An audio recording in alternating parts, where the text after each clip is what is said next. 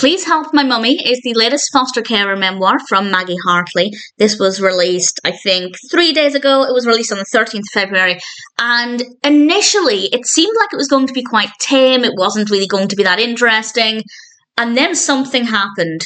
And from that point on, the bulk of the rest of it was so fascinating and so valuable as well. It addresses a really important topic, and initially I won't say what that topic is because it's a bit of a spoiler. It gives away kind of what's happening, but in a little bit I will of course explain what it's about with a spoiler warning.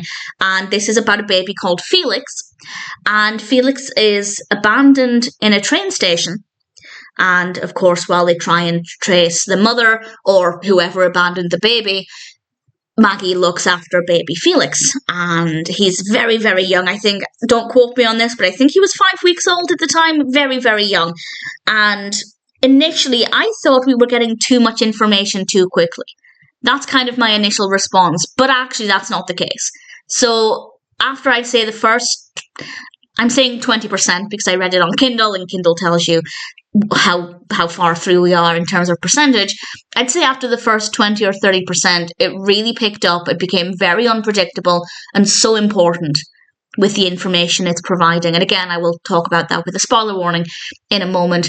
I thought it was going to be something a little bit tamer, a little bit, I guess, less emotive, but that quickly became not the case, and it ultimately became a really fascinating, really eye-opening, and occasionally quite difficult read because it does get quite emotional in parts, and it's very, very well done, very well written in terms of the narrative. A few grammatical errors here and there, but nothing too extreme, nothing that would stop me from reading the book. And in general, while it's probably not the most emotional Maggie Hartley book, I think it could be one of the most important with regards to something it discusses. And I will now mention what that is. So if you don't want to know what's happening or why baby Felix has been abandoned, I will just say definitely read it. It could be a good entry-level foster carer memoir. There are some foster carer memoirs that are so difficult to read because of the descriptions of the abuse. So important because we need to be aware that this happens and to, know how to safeguard children. But they're very difficult to read and not what I would consider to be a good starting point. But this one is compelling. It is fascinating. It is eye-opening, but it's not too difficult to read. So if you're new to foster carer memoirs, I'd say it could be a good one to start with. But I would also recommend reading them in order because a lot of them are chronological, and I think that could be a much more interesting journey, just in terms of personal preference. But either way, if this sounds like something that's interesting you, definitely read it. Definitely a well-written story, and I say story because obviously there has been enough change to protect the identity of those actually involved in this.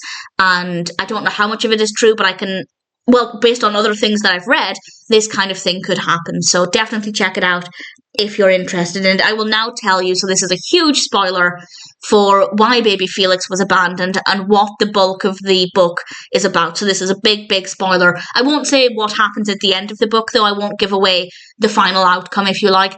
But we learn quite quickly, and this is the bit where I thought the pacing didn't feel great, but I was wrong. I was absolutely wrong. We learn quite quickly that the mother is called Emily, and she abandoned her baby because she feels like she can no longer care for him. And I thought, okay, we're getting too much information too quickly. But actually, a couple of chapters later, Emily does something that changes the direction of the entire story. She has contact with Felix at Maggie's house, and she runs with Felix out of the house.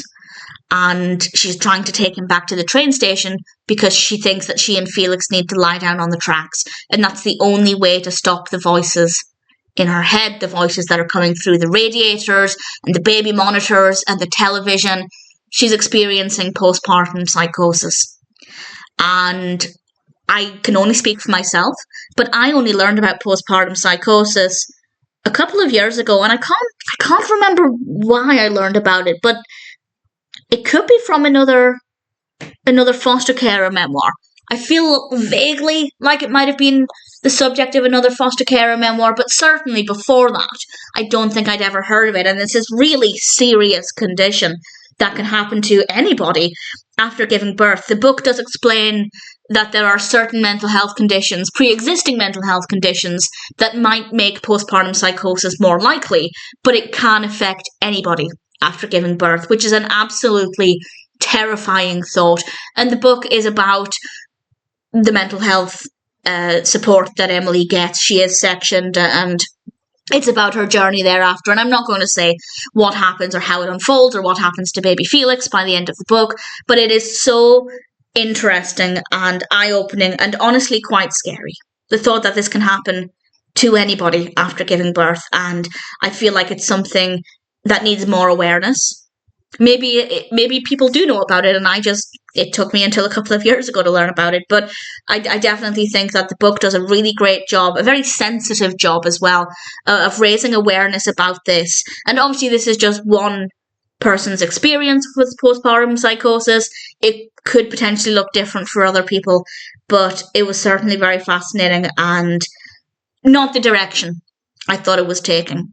I will tell you what direction I thought it was taking, actually. And this was just because I've read too many crime stories. But Emily initially has contact in the contact centre, and she notices the cameras watching them, and she leaves.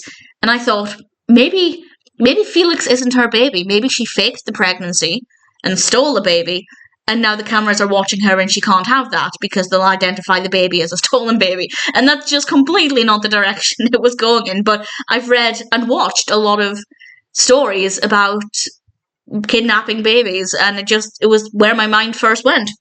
But that's obviously not the story that's being told here. And it was very well written. As I said, some grammatical errors, but nothing that affected my overall enjoyment or anything. Please Help My Mummy is a very well written story. Obviously difficult to think that it's based on truth, but also very eye-opening because of that fact. And whether you're new to Maggie Hartley, new to foster carer memoirs, or it just sounds like something that might interest you, then needless to say, I'd say it's one that's worth reading.